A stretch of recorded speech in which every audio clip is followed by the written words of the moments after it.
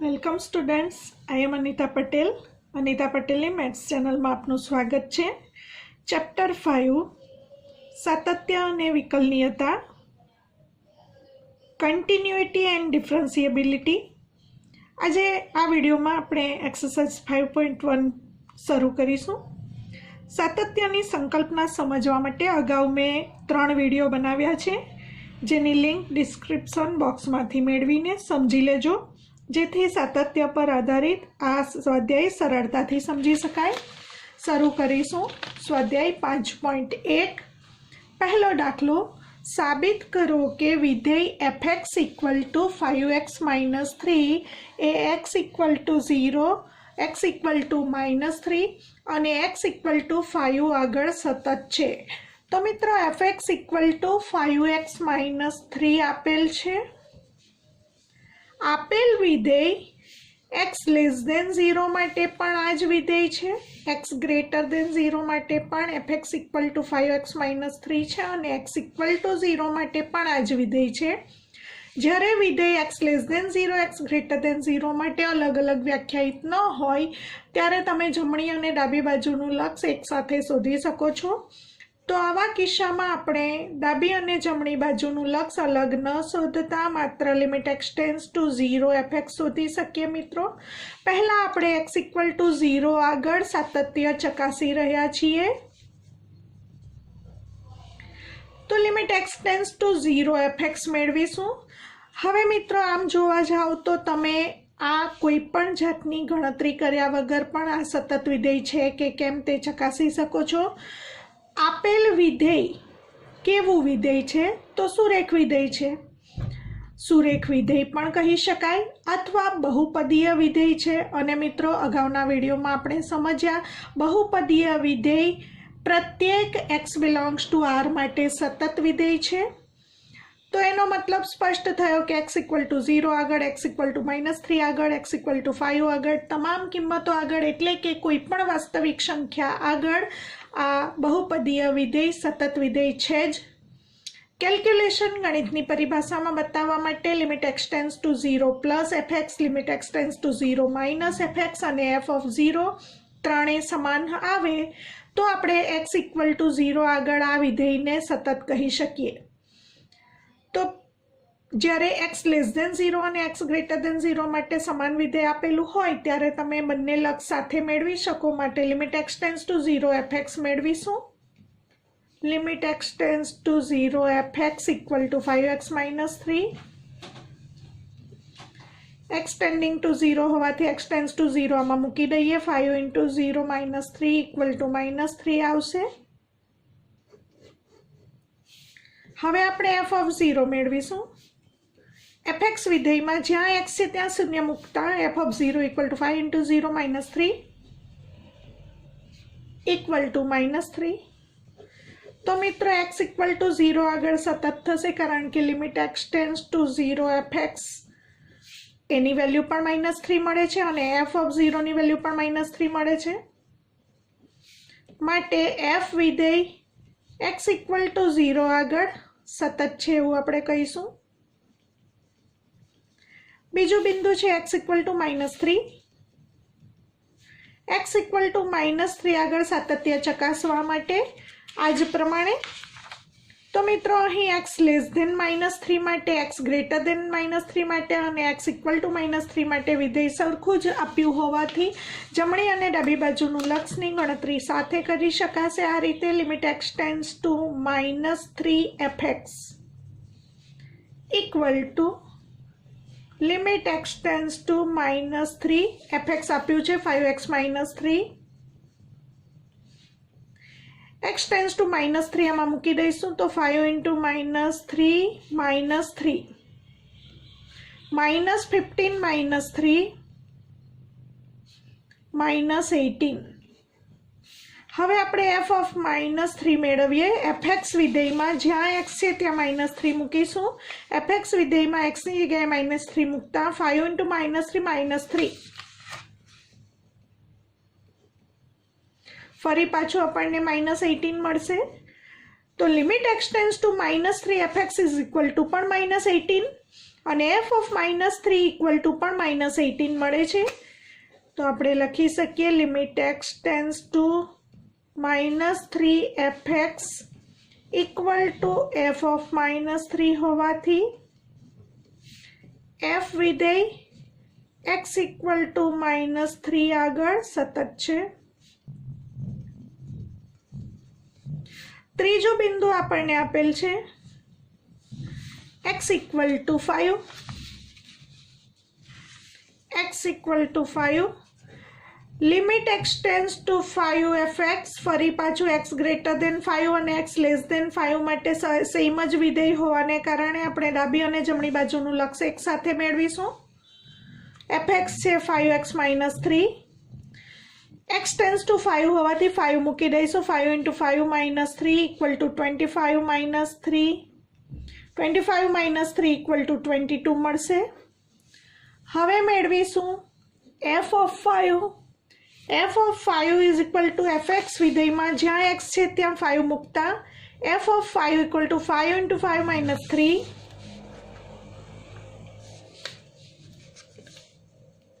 ફરી પાછું 22 મળશે. આ બંને આન્સર સરખા હોવાથી આપણે કહી શકીશું limit x tends two 5 fx equal two f of 5 હોવાથી f A x equal to 5 આગળ સતત છે. યાદ કરી લઈએ સતત વિધેયની વ્યાખ્યા. Limit x tends two c fx equal two f of c હોય તો f વિધેય x ઇક્વલ ટુ c આગળ સતત છે તેમ કહેવાય. તો એ જ પ્રમાણે limit x tends two 5 fx is equal two f of 5 હોવાથી f વિધેય x ઇક્વલ ટુ 5 આગળ સતત છે તેમ કહેવાશે. એક્ઝામ્પલ નંબર 2 જોઈશું. Example 2 fx is equal two 2x² - 1નું x equal to 3 આગળ સાતત્ય ચકાસવાનું છે મિત્રો. ફરી પાછું fx વિધેયમાં x લેસ દેન 3 માટે પણ આ જ વિધેય છે, x ગ્રેટર દેન 3 માટે પણ અને x ઇક્વલ ટુ 3 માટે પણ સરખું જ વિધેય હોવાને કારણે જમણી અને ડાબી બાજુનું લક્ષ અલગ અલગ ન બતાવતા એક સાથે મેળવી શકાય. Limit x tends two 3 fx equal two limit x tends two 3 fx છે 2x² - 1. હવે x ટેન્ડિંગ ટુ 3 હોવાથી x ટેન્સ ટુ 3 હોવાથી 3 મૂકીશું અહીં. 2 × 3² - 1 ઇક્વલ ટુ 2 × 3² 9 -1 9 × 2 18 - 1 ઇક્વલ ટુ 17. હવે આપણે મેળવીશું f ઓફ 3 વિધેય f માં જ્યાં x છે ત્યાં 3 મૂકીશું. 2 × 3² - 1 ફરીથી મળશે 17. બંને સેમ હોવાથી આપણે કહી શકીશું વિધેય f A x equal to 3 આગળ સતત છે. તો આપણે રીઝન બતાવીશું. Limit x tends two 3 fx is equal two f3 હોવાથી f A x equal to 3 આગળ સતત છે.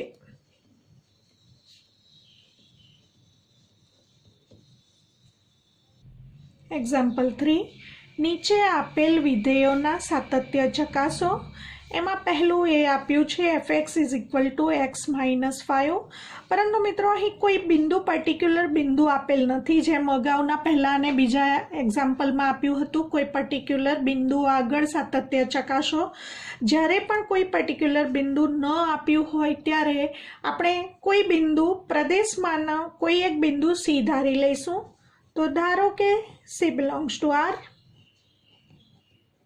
અને આપણે c આગળ સાતત્ય ચકાસીશું. તો કોઈક વાસ્તવિક સંખ્યા c માટે આપણે મેળવીશું limit x tends two c fx limit x tends two c plus fx equal two limit x tends two c plus fx is equal two x - 5 મૂકીશું equal to x tends two c હોવાથી c - 5 મળશે. તો આપણને જમણી બાજુનું લક્ષ મળે છે c - 5. આમ તો મિત્રો અગાઉ ચર્ચા કરીએ મુજબ સી કરતાં નાની કિંમત માટે, સી કરતાં મોટી કિંમત માટે અહીં અલગ અલગ વિધેય ન આપ્યું હોય ત્યારે તમે ડાબી અને જમણી બાજુનું લક્ષ અલગ ન શોધો તો પણ ચાલે. તો એ જ પ્રમાણે ડાબી બાજુનું લક્ષ મેળવવા માટે limit x tends to c minus f x is equal to ફરીથી limit x tends to c minus વિધેય આનું આ જ છે એટલે f x is equal to x minus 5 મૂકીશું. ફરી પાછું એક્સ ટેન્સ ટુ લિમિટ. મિત્રો અહીં ધ્યાન રાખશો લિમિટ તો સી જ છે. સી માઇનસનો મતલબ છે કે ડાબી બાજુનું લક્ષ એટલે કે એક્સ લેસ દેન સી, અને સી પ્લસનો મતલબ છે જમણી બાજુનું લક્ષ એટલે કે એક્સ ગ્રેટર ધેન સી. અને મિત્રો ટેન્સ ટુનો મતલબ તો ખબર જ હશે, એક્સની કિંમત સીની વધુને વધુ નજીક પરંતુ સી કરતાં મોટી. એક્સ ટેન્સ ટુ સી માઇનસનો મતલબ એક્સની કિંમત સીની વધુને વધુ નજીક પરંતુ એક્સ કરતાં સી નાના છે.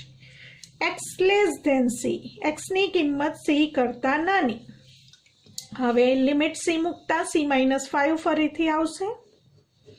હવે આપણે એફ સી મેળવીશું.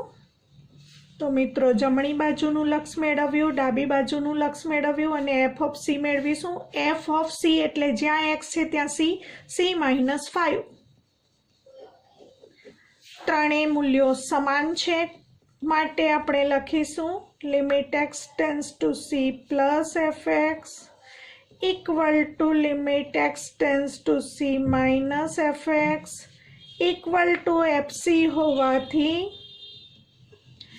f a for every c belongs to r માટે સતત છે. એનો મતલબ કે બધી જ વાસ્તવિક સંખ્યાઓ પર આપેલ વિધેય fx સતત છે. fx એ બધી જ વાસ્તવિક સંખ્યાઓ પર સતત છે એવું કહેવાશે. બીજો દાખલો ગણીશું. બી આપ્યું છે FX equal to 1/x minus 5, જ્યાં શરત આપેલી છે મિત્રો. શરતનું ખૂબ મહત્વ છે. X is not equal to 5, કારણ કે મિત્રો છેદમાં એક્સ માઇનસ 5 છે.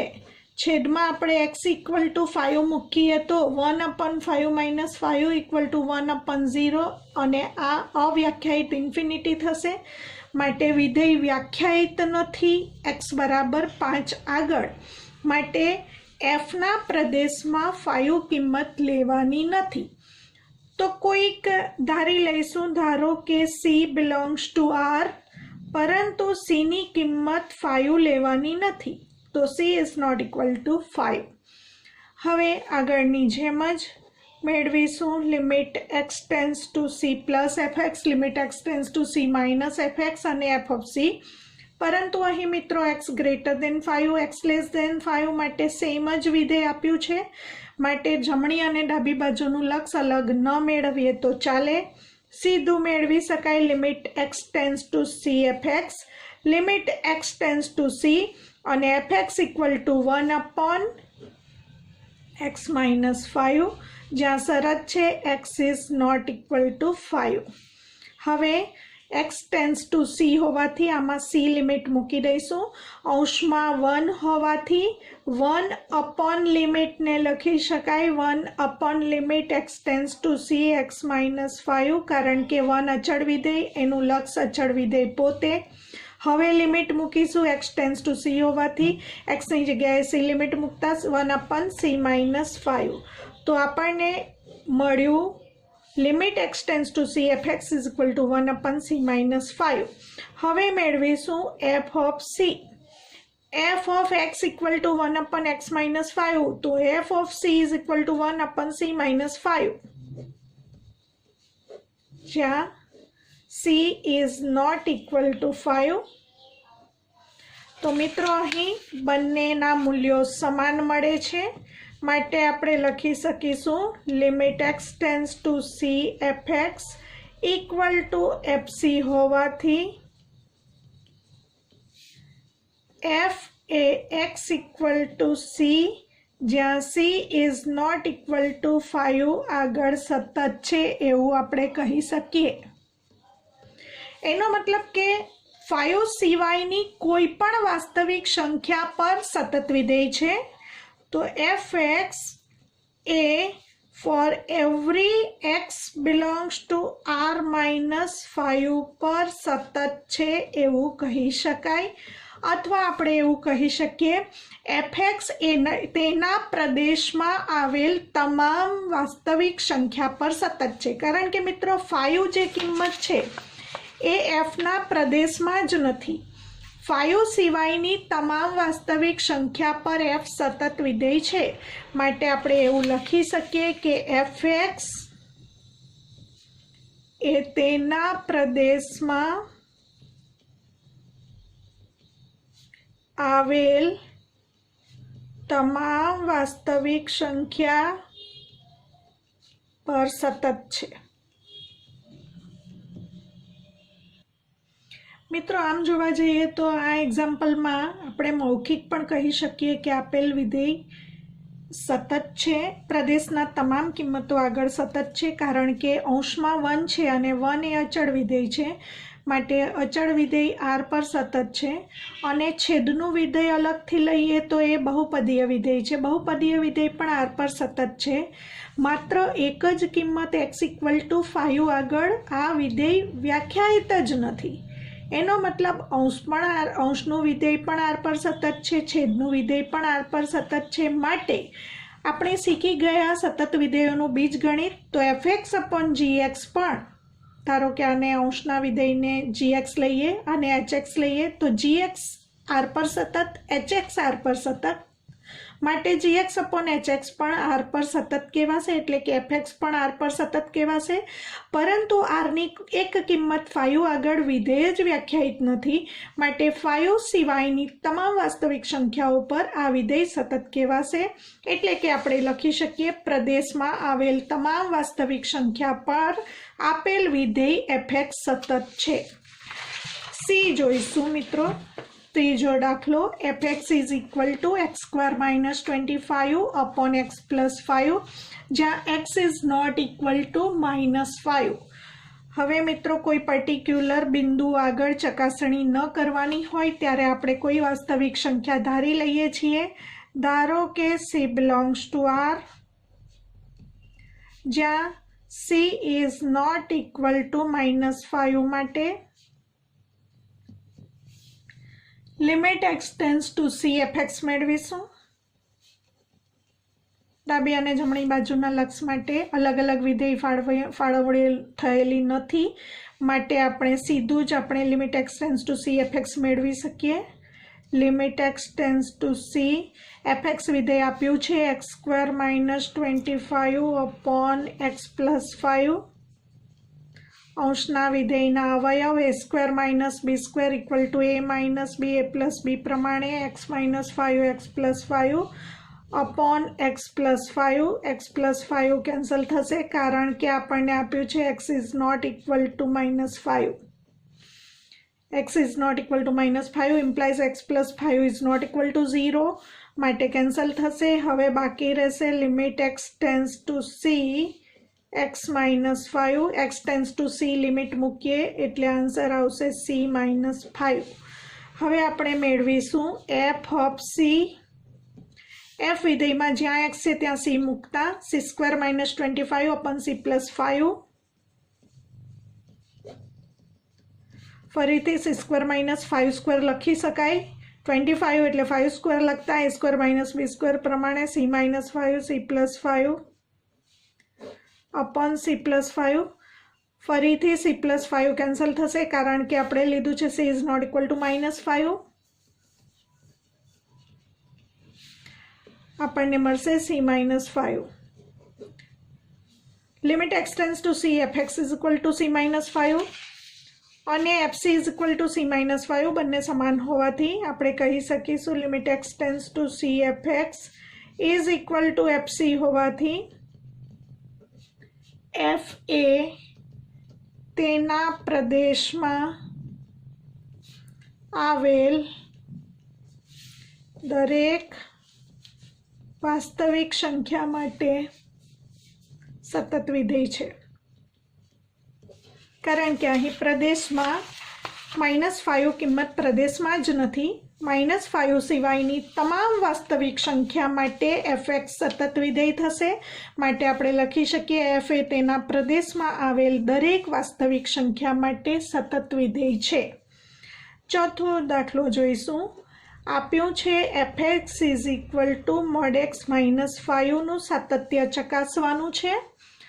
હવે મિત્રો કોઈ પર્ટિક્યુલર બિંદુ આપેલ નથી કે આ બિંદુ આગળ સાતત્ય ચકાસો, તો અહીં આપણે માન વિધેયની વ્યાખ્યાનો ઉપયોગ કરીશું. આપણે શીખી ગયા x = +x જો x > 0 અને x -x જો x < 0. પરંતુ મિત્રો અહીં x ને બદલે x - 5 છે, તો આની જેમ જ બે ભાગ પડશે. x - 5 = x - 5 જો x - 5 > 0, એટલે કે x > 5, અને x - 5 = -x - 5, એટલે કે 5 - x, ક્યારે x - 5 < 0, એટલે કે x < 5. તો અહીં માન વિધેયની વ્યાખ્યા પ્રમાણે આપેલ વિધેય બે ભાગમાં વિભાજિત થશે. x - 5 ના બે ભાગ પડશે, એ અહીં વ્યાખ્યાયિત કરી જ દઈશું.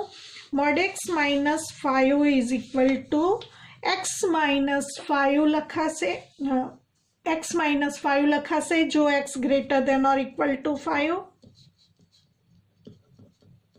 અને x - 5 =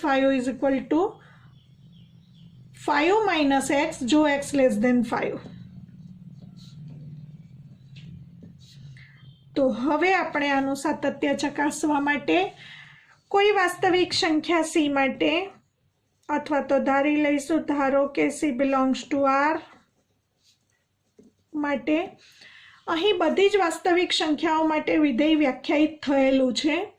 માટે અહીં ધારો કે c ∈ R માટે મિત્રો અહીં વિકલ્પ લેવા પડશે. વિકલ્પ 1, 2 અને 3, કારણ કે ચોક્કસ કોઈ બિંદુ આગળ સાતત્ય ચકાસવાનું નથી. માટે અહીં વિધેયના બે ભાગ પડે છે. x = 5 આગળથી બે ભાગ પડે છે. માટે અહીં 3 શક્યતાઓ આવશે. x > 5 માટે આ વિધેય, x < 5 માટે આ વિધેય, અને x = 5 માટે પણ આ વિધેય. હવે આપણે c ∈ R માટે ચકાસણી કરવાની હોવાથી અહીં પણ 3 શક્યતાઓ લેવી પડશે. c < 5, c < 5 અને c = 5 માટે અલગ અલગ વિકલ્પ લઈને ગણતરી કરીશું. પહેલો વિકલ્પ લઈએ, c < 5 લઈએ. c < 5 માટે ગણતરી બતાવીએ તો પહેલા fc શોધીએ. f of c, હવે મિત્રો fx c < 5 માટે fx = 5 - x છે, એમાં આપણે x ની જગ્યાએ c મૂકી દેવાનું છે. તો 5 - c. હવે c < 5 માટે x → c fx મેળવીશું. x → c fx વિધેય કયું આવશે? તો fx = 5 - x, કારણ કે c < 5, c < 5 માટે 5 - x લેવાનું છે. હવે x → c મૂકવાથી 5 - c. તો આપણે હવે મિત્રો તમને અહીં પ્રશ્ન થશે કે અહીં x c < 5 માટે વિધેય જ વ્યાખ્યાયિત નથી, માત્ર આ જ વિકલ્પ લીધો છે આપણે, જેમાં c < 5 માટે જ ચકાસણી કરવાની છે. એટલે માત્ર આમ જોવા જઈએ તો ડાબી બાજુનું લક્ષ જ અસ્તિત્વ ધરાવે છે, પરંતુ c < 5 માટે અહીં વિધેય આટલા માટે વ્યાખ્યાયિત નથી. એટલે આપણે બે જ માહિતી મેળવવાની, x → c - fx અને fc ની વેલ્યુ સમાન થવી જોઈએ, જે અહીં થાય છે. તો આપણે લખીશું x → c fx, એનો આન્સર પણ 5 - c, fc નો આન્સર પણ 5 - c. બંને સમાન હોવાથી આપણે કહી શકીશું કે fx એ x -5 પર સતત છે, સોરી x <5 પર સતત છે એવું કહી શકીશું। હવે વિકલ્પ નંબર 2 લઈશું। વિકલ્પ 2 માં આપણે c = 5 માટે ચકાસણી કરીશું। મિત્રો c = 5, x = 5 માટે fx કયું છે? x -5। તો અહીં આપણે fx લેવાનું છે x -5। c = 5 માટે તો f of 5 મેળવીએ। f of 5 = 5 - 5 = 0। હવે મેળવીશું જમણી બાજુનું લક્ષ અને પછી ડાબી બાજુનું લક્ષ, કારણ કે 5 કરતાં નાની કિંમત માટે અલગ વિધેય છે, 5 કરતાં મોટી કિંમત માટે અલગ વિધેય છે અને 5 x = 5 માટે પણ આ જ વિધેય છે। તો limit x → 5 plus fx = limit x → 5 plus x → 5 પ્લસનો અર્થ x > 5।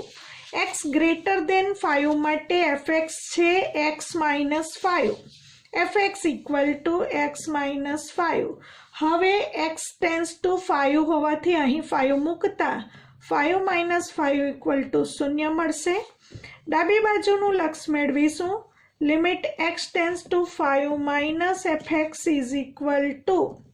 લિમિટ x → 5 x <5 માટે વિધેય છે 5 - x, અહીં fx છે 5 - x, x → 5 મૂકી દઈશું, 5 - 5 0। તો મિત્રો જમણી બાજુનું લક્ષ પણ 0 મળે છે, ડાબી બાજુનું લક્ષ પણ 0 મળે છે અને f of 5 પણ 0 મળે છે, માટે f એ x = 5 આગળ સતત છે એવું કહીશું। Limit x → 5 plus fx = limit x → 5 - fx = f5 હોવાથી આપણે કહી શકીશું fx એ x = 5 માટે સતત છે। તો પહેલા વિકલ્પમાં આપણે બતાવ્યું x <5 માટે પણ fx સતત છે, બીજા વિકલ્પમાં બતાવ્યું fx એ x = 5 પર પણ સતત છે। હવે ત્રીજો વિકલ્પ લઈશું c <5। c <5 માટે ચકાસણી કરીએ। વિકલ્પ 3 લઈએ। વિકલ્પ 3 c <5 માટે ચકાસણી કરીશું। Limit x → c fx = limit x → c। c <5 માટે મિત્રો વિધેય કયું છે? c <5 માટે વિધેય છે x -5। તો અહીં વિધેય મૂકીશું x -5 અને હવે x → c હોવાથી અહીં લિમિટ મૂકતા c -5 અને હવે મેળવીશું f of 5 = તો મિત્રો સોરી f of c = તો c માટે fc આપણને મળશે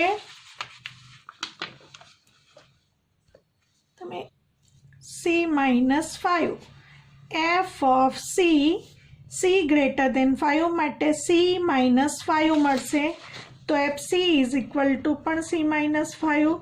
તો આ બંનેના આન્સર સરખા મળે છે, માટે આપણે કહી શકીશું limit x → c fx = fc હોવાથી f એ c <5 માટે પણ સતત વિધેય છે। વિકલ્પ 1, 2 અને 3 ઉપરથી કહી શકાય c <5 માટે સતત, c <5 માટે સતત અને c = 5 માટે પણ સતત હોવાથી આપણે એવું કહી શકીશું વિકલ્પ 1, 2 અને 3 પરથી કહી શકાય કે fx A for every x belongs to r પર સતત છે।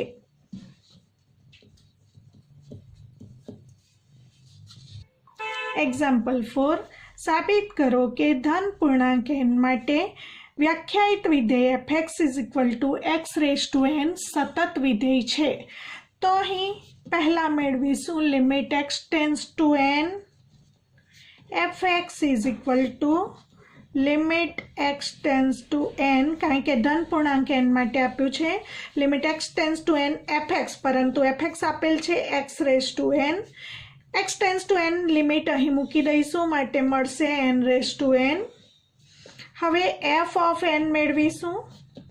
fx x raise to n માટે f of n n raise to n.